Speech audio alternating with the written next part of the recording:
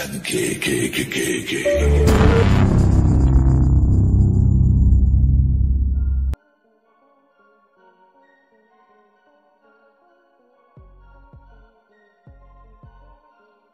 আপনি স্ক্রিনে যে দৃশ্যটি দেখতে পাচ্ছেন এটি এলিয়েনদের কোনো স্পেসশিপ কিংবা সায়েন্স ফিকশন মুভির কোনো অ্যানিমেশন নয়। এটি হলো স্টিভ জব বা অ্যাপেলের সেই রত্ন যেটি কখনো কেউ কিনতে পারবে না। অবাক করা ব্যাপার হলো অ্যাপেল পার্ক তৈরি করতে খরচ হওয়ার কথা ছিল $50 কোটি, অথচ খরচের পরিমাণ দাঁড়িয়েছে $500 কোটি। তবে কি দুনিয়ার সবচেয়ে হাইটেক বিজনেস কোম্পানির ক্যালকুলেশনে এত বড় ভুল? ব্যাপারটি খুবই ইন্টারেস্টিং এবং স্বাভাবিকভাবে খুবই অস্বাভাবিক মনে হলেও আসুন দেখি পৃথিবীর সবচেয়ে দামি বিল্ডিং অ্যাপেল পার্কের মধ্যে কি রয়েছে।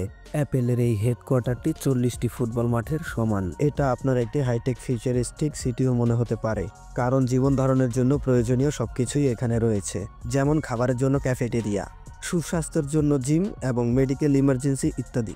সবচাইতে ইন্টারেস্টিং বিষয় হচ্ছে হেডকোয়ার্টারটি মাটির ওপরে নয়, তাই বড় বড় ভূমিকম্পের কারণে পার্কটি ভেঙে পড়ার আশঙ্কাও নেই। এমনকি এই বিশাল হেডকোয়ার্টার সম্পূর্ণ নবায়নযোগ্য শক্তি তথা সোলার সিস্টেম দ্বারা পরিচালিত। এটা এমন একটি সিস্টেম যার কারণে পুরো বছরে কোনো সময়ই এসি বা হিটারের প্রয়োজন হয় না। কিন্তু কিভাবে?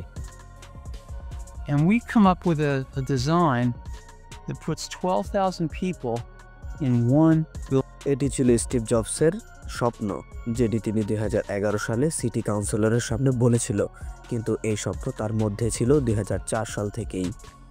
মূলত তিনি তার কর্মীদের এমন একটি পরিবেশ দিতে চাচ্ছিলেন যেখানে হেডকোয়ার্টার তথা বিল্ডিং এবং পরিবেশের মধ্যে কোনো ক্রস লাইন থাকবে না, যার ফলে পুরো বছরেই না লাগবে কোনো এসি, না লাগবে কোনো হিটার।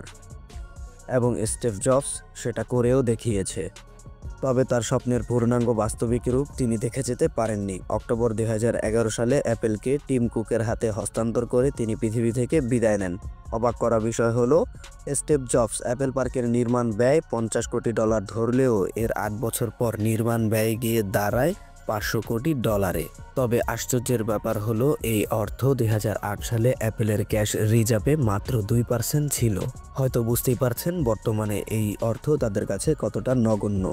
আর বর্তমানে তাদের ব্যবসা $2.8 ট্রিলিয়ন এবং সেই সাথে সাথে তারা প্রায় পৃথিবীর সকল বিলিয়নদের পিছনে ফেলে দিয়েছে। অ্যাপেলের এই ক্যাম্পাস নির্মাণের জায়গার বিষয় বলতে গেলে অ্যাপেল প্রথমে জায়গাটি কিনে তাদের পরিচয় আড়াল করে, অর্থাৎ তারা অন্য প্রতিযোগীদের থেকে নিজেদের লুকিয়ে রেখে। অ্যাপেল এই জায়গাটি কিনেছিল $160 মিলিয়ন। 175 একরের এই জমিটি অ্যাপেল 2008 সালের আগেই কিনে রেখেছিল। তবে এখানে তারা অ্যাপেল পার্ক নির্মাণের পারমিশন পায় 2013 সালে। অ্যাপেল পার্ক নামক এই কিংবদন্তি নির্মাণ কাজের দায়িত্বে ছিলেন দুনিয়া জোড়া বিখ্যাত আর্কিটেক্ট নরম্যান ফস্টার, যার তৈরি করা বিল্ডিংগুলো ঠিক এমন হয়ে থাকে।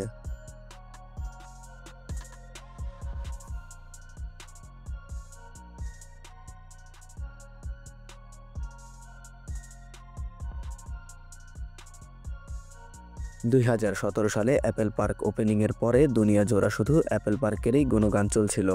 অনেকেই অ্যাপেল পার্কটিকে রিং বা এলিয়েন স্পেসশিপ বলে ডাকে। গোলাকার এই বিল্ডিংয়ে 2.8 স্কোয়ার ফিটের একটি অফিস আছে, যেখানে অনায়াসেই 12,000 কর্মী কাজ করতে পারে। অ্যাপেল পার্ক 3000 গ্লাস প্যানেল দিয়ে বৈশিষ্ট্য। এই ক্যাম্পাসের বাইরে এবং ভিতরে দুপাশেই গ্যালারির মতো জায়গা রাখা হয়েছে, যাতে কর্মচারীরা বের হতে এবং প্রবেশ করতে হাঁটতে হাঁটতে ক্যাম্পাসটির সৌন্দর্য উপভোগ করতে পারে। তবে অ্যাপেল পার্ক কিন্তু শুধুমাত্র এই বিল্ডিংয়ের জন্যই বিশ্বজুড়ে বিখ্যাত না। এখানে 3 লাখ স্কোয়ার ফিট দুটি রিসার্চ ডেভেলপমেন্ট বিল্ডিং রয়েছে, যেখানে 2000 কর্মী একসাথে কাজ করে। সেই সাথে অ্যাপেল তার কর্মচারীদের সুস্বাস্থ্যের কথা চিন্তা করে বানিয়েছে 1 লাখ স্কোয়ার ফিটের ওয়েলনেস সেন্টার, যেখানে ইয়োগা থেকে শুরু করে সব ধরনের লেটেস্ট ফিটনেস মেশিন রয়েছে। তার সাথে রয়েছে একটি ভিজিটিং বিল্ডিং, আন্ডারগ্রাউন্ড পার্কিং এবং অডিটোরিয়াম। অ্যাপেল পার্কের সৌন্দর্য আরও বাড়ানোর জন্য রয়েছে রংধনুর মতো একটি স্থাপনা, যেটা দেখতে অ্যাপেলের পুরনো লোগোর মতো।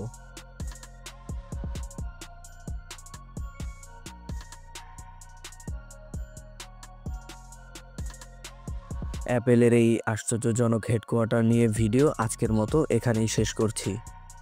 আর আপনি যদি আমাদের চ্যানেলে নতুন হয়ে থাকেন অবশ্যই আমাদের চ্যানেলটিকে সাবস্ক্রাইব করে আমাদের পাশেই থাকুন। দেখা হচ্ছে পরের কোনো ভিডিওতে।